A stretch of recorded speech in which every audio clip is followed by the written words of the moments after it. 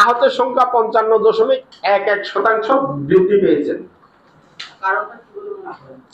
দেখুন, আমরা আসলে যেটা দেখেছি, যদি আমরা ঈদুল ফিতর এবং ঈদুল আজহাকে বিশ্লেষণ করি, আমাদের কাছে পরিষ্কার ঈদুল ফিতরে দুর্ঘটনা প্রায় 40% কমেছিল, প্রাণহানিও সমাহারে কমেছিল, কারণ যাতায়াত স্বস্তিদায়ক ছিল। যাতায়াত যদি আমি স্বস্তিদায়ক করতে পারি, ভোগান্তি যদি কমে, দুর্ঘটনা কমে।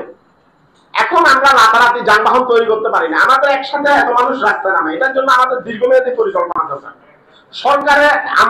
সরকার মানে আমাদের যারা পরিচালনা করছেন, তাদের নলেজের মধ্যে থাকতে হবে আমার নাগরিকরা কি চায়, তারা ঈদে বাড়ি যেতে চায়, তার জন্য রাষ্ট্রের ব্যবস্থাপনা কি। রাষ্ট্র আল্লাহর ওয়াস্তে ছেড়ে দিলেন তাদেরকে, তাদের কোনো ম্যানেজমেন্ট নাই, তাদের কোনো পলিসি নাই। আমরা ঈদের আগে ঈদের ছুটি বাড়ানোর জন্য সড়ক উপদেষ্টার কাছে ধর্ণা দিয়েছি, উপদেষ্টার কাছে ধর্ণা দিয়েছি, এবং আরো বিভিন্ন সংস্থাগুলোতে ধর্ণা দিয়েছি। এখন রাষ্ট্রের নাগরিকদের সুযোগ সুবিধা দেখার দায়িত্ব রাষ্ট্রের। রাষ্ট্র যদি এই বিষয়গুলোতে তাদের এজেন্সিগুলো যদি কাজ না করে, এজেন্সিগুলোর কাছে যদি তথ্য না থাকে, আমার যানবাহনের সক্ষমতা কি, আমার মানুষ রাস্তায় নামবে কি পরিমাণ, দুর্ভোগ কমানোর দায়িত্ব রাষ্ট্রের।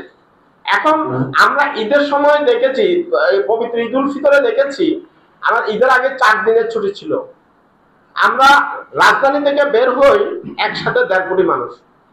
1.5 কোটি মানুষ, আমি 25 লাখ করে বাক হয়ে গেলাম। 25 লাখ করে যখন বাক হয়ে গেছে, এখন আমার দুর্ভোগটা কমে এসছে। দুর্ভোগ কমার সাথে সাথে কিন্তু আমার দুর্ঘটনাও কমে এসছে, এটা কিন্তু পরীক্ষিত। কিন্তু আমি এই পলিসিকে কাজে লাগালাম না। ঈদে কিন্তু 2 দিন ছুটি দেওয়া হলো, আমরা যখনই 2 দিন ছুটি দিল তখন কিন্তু দান দরবার শুরু করলাম যে 2 দিনটা সামনে নিয়ে এনে দেন।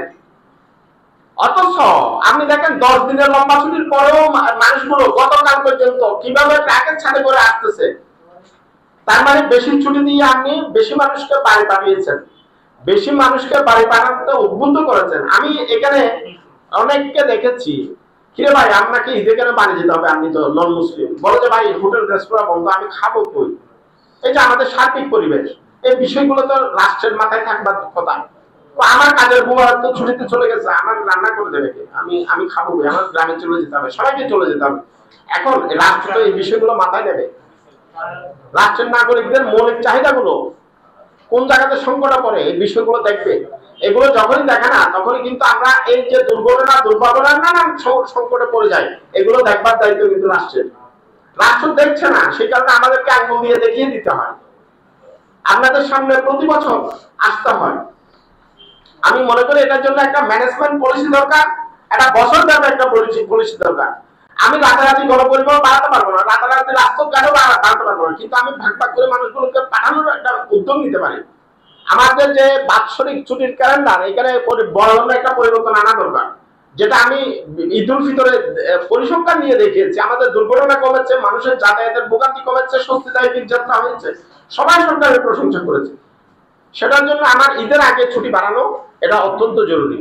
এবং আমাদের যে রাষ্ট্রীয় প্রতিষ্ঠানগুলো, এগুলোর সাথে স্কুলের সাথে আমাদের যে বেসরকারি কলকারখানা, এগুলোর ছুটি ব্যবস্থাপনায়ও একটা বড় ধরনের পরিবর্তন আনা দরকার। তাহলে আমি মনে করি স্বস্তিদায়ক যাত্রা নিশ্চিত করা যেমন সম্ভব, তার আগে আমি দুর্ঘটনা এবং মানুষের প্রাণহানি অর্ধেকাংশে কমে আসে।